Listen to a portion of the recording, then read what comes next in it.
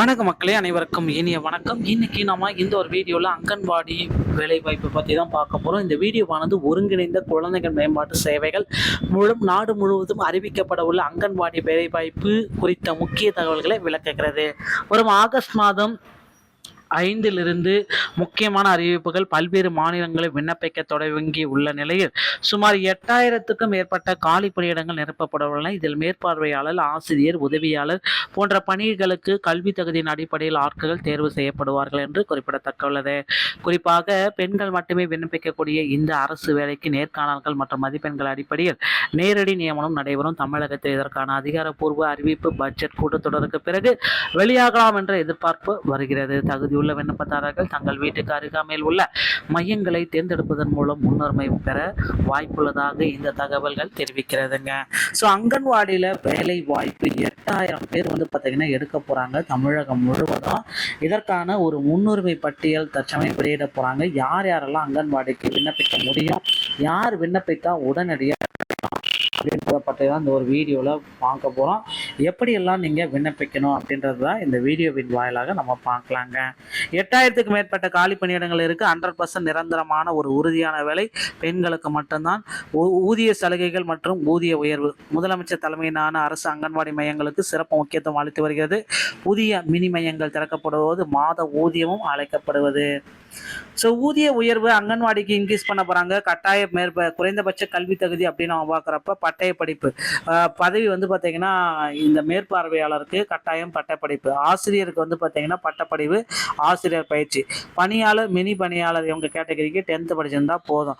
உதவியாளர் சமையலருக்கு 10th 12th இருந்தாலே போதும் அப்படின்னு சொல்கிறாங்க.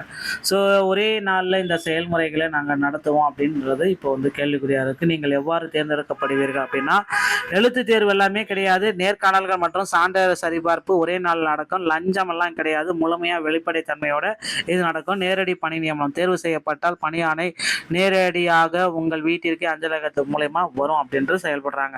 நீங்கள் எவ்வாறு தேர்ந்தெடுக்கப்படுவீர்கள் அப்படின்னா, எழுத்து தேர்வு கட்டாயம் கிடையாதுன்றதுனால 10ஆம் வகுப்பு 50% மார்க்கு ப்ளஸ் 50% நேர்காணல் செயல்பாடு, இறுதி பட்டியல் 100%க்கு உங்களுக்கு எடுப்பாங்க. அங்கன்வாடி மையத்திற்கும் உங்கள் வீட்டிற்கு இடையான தூரம் 3 கிலோமீட்டருக்கு உள்ளாமல் இருக்கிற மாதிரி நீங்கள் பார்த்துக்கணும். உள்ளூர் மக்களுக்கு முதல்ல முன்னுரிமை அளிக்கிறத இவங்க உறுதிப்படுத்திருக்காங்க. ஸோ மிக அதிகமான வாய்ப்புகள் இருக்குது உள்ளூர் மக்களுக்கு அளிக்கப்படுகிறது. எனவே உங்கள் வசிப்பிடத்துக்கு அருகில் உள்ள மையங்களில் உடனடியாக விண்ணப்பிக்குங்க.